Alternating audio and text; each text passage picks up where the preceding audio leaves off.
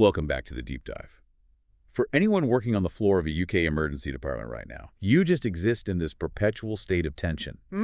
You're balancing the relentless pressure of hitting crucial operational targets against, well, the ethical and professional demand to deliver truly safe, committed, and compassionate patient care. And that tension it's exactly why this deep dive is so necessary. I mean, we're still living in the shadow of the 2013 Francis Report. Mid-staffs. Exactly, the Mid-Staffordshire Public Inquiry. It was appalling. It showed a system where the focus on efficiency targets had critically and sometimes lethally just neglected the basic standards of human dignity. And the Royal College of Emergency Medicine, the RCEM, they recognized this wasn't an isolated problem. Not at all. They knew it was systemic. Precisely. And their response was to create this new, really practical operational manual. That's our source material today. Yeah. The RCEM's Best Practice Guideline on Patient Care in the ED. This one's from November 2021. And it's so important to stress this isn't just theory. It's a comprehensive checklist, designed by clinicians for clinicians. To actually use. To analyze your own practice, audit compliance, and just get a concrete roadmap for making things better. So that's our mission today. We're going to walk through this roadmap. And the way they've structured it is, well, it's really clever. It's split into two main categories. Right, the fundamental and the developmental. Exactly. You have your fundamental, or F, standards. Yeah. These are the absolute non-negotiables. The baseline. If you're failing these, you're failing the patient. Simple as that.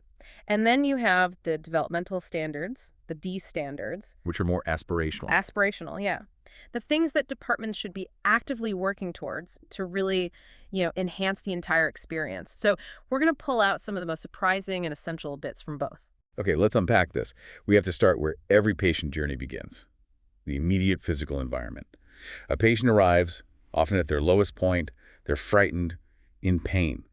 What small details have the biggest impact? Well, it starts with a simple reality check, that the physical space, it reflects the quality of care. It's a fundamental standard, standard 1, in fact, that all areas waiting room, the entrance, must be clean and well lit. Seems obvious. It does, but the source goes deeper. Standard 2 is critical. The physical condition of the building must be in good order. And the RCEM gets really specific here. They call out things like broken or stained ceiling tiles. That detail about ceiling tiles. Yeah. It seems almost trivial on the surface, doesn't it? But there's a deep symbolism there. Oh, absolutely. Yeah. Think about it from the patient's perspective. You're lying on a trolley, maybe for hours just staring up. If you see disrepair, what do you think? If they can't care for the building. How will they care for me? It fundamentally erodes trust before a single clinical intervention has even taken place. It's a powerful negative message. That's a huge challenge for departments with tight budgets. So moving from the building itself to dignity, privacy. Non-negotiable. Standard 4 is fundamental. It covers everything from making sure sensitive questions can't be overheard to providing securable, separate cubicles for intimate examinations. And here's the kicker. They specify solid walls and a door, not just a curtain. Is that a direct criticism of how most EDs are currently set up? It is. It's a very strong criticism. The guidance is crystal clear. Curtains are just not sufficient for intimate care or for sensitive conversations like a clinical handover. So it's basically mandating capital investment. It is, because dignity is now explicitly linked to infrastructure. You can't have one without the other. And for patients who are up and about, Standard 5 is about toilets. A displayed completed cleaning log, minimum twice a day.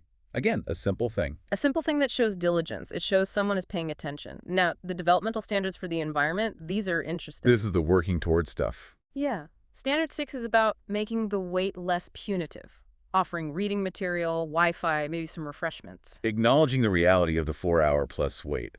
But the one that really stood out, the most memorable one you mentioned, was Standard 8. Yes.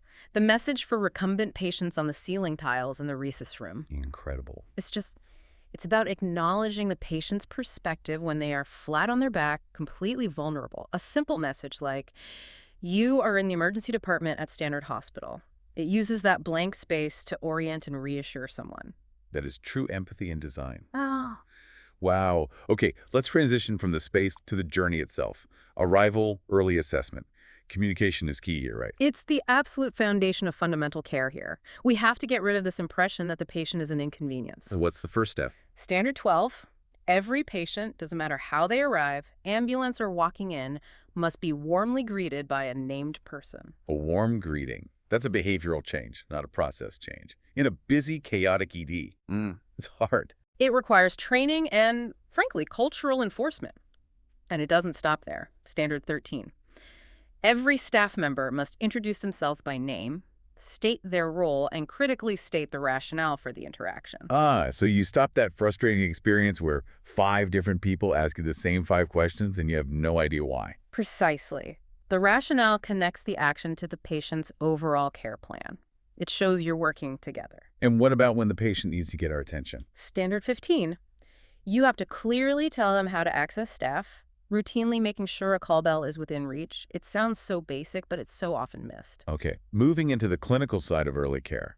Standard 16 feels like it's addressing a really old problem. It is the delay in pain management. It's a fundamental standard that nursing staff must have easy and timely access to a senior doctor, not just for sick patients, but specifically for prescribing analgesia for severe pain. Why single out analgesia like that? What was the specific problem they were trying to solve? It's about breaking down those hierarchical bottlenecks. A patient in agony shouldn't have to wait for a junior doctor who then has to wait for a senior review just to get some morphine signed off.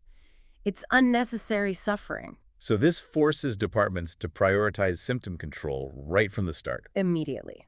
And that links directly to Standard 20, the need for early treatment of a whole host of symptoms, pain, withdrawal, nausea, urinary retention. It's about being proactive, not reactive. And alongside that, managing expectations. Let's talk about Standard 17, the forecast. Transparency. It's the antidote to anxiety. If you can say to a patient, look, we'll assess you, get some bloods and an x-ray, then the consultant will review you. You can expect this to take a couple of hours. It gives them a mental map. It gives them a map. And even if that forecast changes, and it often will, at least they understand the steps involved. But is there a risk that you're just setting up a new target that staff then feel pressured to meet? I think the consensus is that it reduces anxiety as long as you're transparent when things change. The goal isn't to be a psychic. It's to give the patient a sense of agency, some understanding. Knowing you're waiting for an x-ray result is very different from just waiting. That makes perfect sense. Okay, let's move on. This brings us to a really important area. The mandated bespoke care for vulnerable populations. The ED sees everyone, so the guidance has to reflect that. It really does. And the standards here show a major shift towards proper vulnerability screening. Take the care of the elderly. Standard 35 is fundamental. Dementia-friendly training for all ED staff. Not just clinical staff. No, all staff.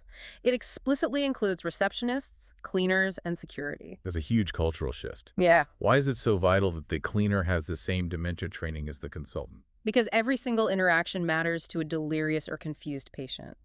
A small misunderstanding with an untrained security guard at the door can escalate distress hugely. This ensures every point of contact is empathetic. And what about their physical care? Standard 37 is crucial. A skin vulnerability assessment on arrival for all frail, elderly patients and getting them onto the right mattress or bed promptly. Because pressure ulcers can develop so quickly on a trolley. Frighteningly quickly. This is about preventing harm. Same with Standard 39, which mandates routine screening for falls risk. And then on the developmental side, you have things like Standard 40. What's that? Offering distraction therapy for delirious patients. Things like a twiddle muff or dementia dolls. Low tech, but they can significantly reduce agitation. Turning now to children. The standards here are very direct. Very. Standard 42 requires demonstrable evidence of safeguarding training, but the most forceful one, I think, is Standard 44. Which is? All children must be offered appropriate and prompt analgesia, no exceptions. It's a zero-tolerance policy on letting children suffer pain. Absolutely. It tackles that known issue of therapeutic inertia and pediatric pain management head-on. And finally, under this section, complex patients. The ED is the system's safety net. Standard 46 focuses on one of the biggest challenges, frequent attenders. Yes. And this is where the ED has to proactively manage that interface between health, mental health, and social care. For patients with 30 or more attendances a year, it's a fundamental requirement. 30? That's a lot. It's a huge number. And the standard says there must be a multidisciplinary meeting that results in a bespoke management plan for them. This is about breaking the cycle. That shows the ED acknowledging its role goes way beyond a 4-hour target. Okay, let's pivot now to the internal engine, the staff. High-quality care is impossible if the team is unsupported. And Standard 50 hits this right on the head. Staff well-being. It is a fundamental standard that staff must be routinely able to take breaks. Namely. Yes, the RCM is directly linking staff rest to patient safety. Tired staff are less likely to be caring, and frankly, they're much more likely to make clinical errors. But in a perpetually crowded department, how do you even begin to mandate that? It seems almost impossible during a surge. It requires leadership. It requires discipline, maybe dedicated break coordinators. The point is to view breaks not as a luxury to be sacrificed, but as a critical safety mechanism, like checking your oxygen supply. And what about how the team works together? Standard 48 mandates a joint, regular, scheduled medical and nursing handover. It's about getting everyone on the same page. A shared operational picture. Precisely. And Standard 49 reinforces that senior doctors have to be approachable and available for their junior colleagues. Visible, supportive leadership. Then there's the chaos factor, Standard 53. Logistics. Equipment must be easy to locate, clearly organized, and labeled. Yes. The cognitive load of hunting for a difficult airway kit when you desperately need one, it's immense. That friction in the environment creates stress and errors. And finally, culture. Standard 47 says all staff must feel valued. With frequent shared examples of positive feedback. Celebrating excellence, it's fundamental to keeping good people. So we're wrapping up the patient pathway now. Discharge and quality assurance. What's the fundamental safety net here? Well, discharge advice obviously needs detailed safety netting, fitness to drive advice, all of that. But the real clincher is Standard 27. Which is? Effective systems for the review and communication of results. And this includes the unexpected or delayed ones, right? The incidental finding on a scan, the culture result that comes back 3 days later. Exactly that. It is a notorious point of failure across the entire health service. The RCM makes it a fundamental standard that you must have a reliable system for tracking and communicating those findings.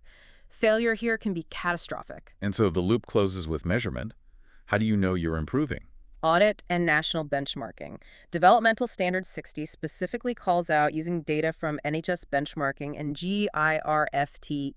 Getting it right. First time in emergency medicine. Exactly. It helps you see where you deviate from best practice, using those tools, responding to CTC reports. Yep. That's how you keep the momentum going. This is such a profound document.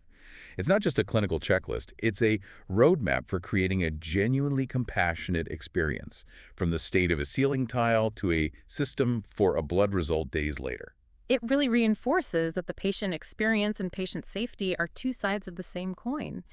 And regularly auditing your compliance with these fundamentals, that is the bedrock of quality care. Which leaves us with a provocative thought for you, the practitioner, to consider. We highlighted that developmental standard, the one about putting a reassuring message on the RCEM ceiling tiles. So look around your department right now. What small, non-clinical detail in your ED environment currently sends the wrong message to a patient? And how might fixing that one simple thing become the next fundamental standard in the future?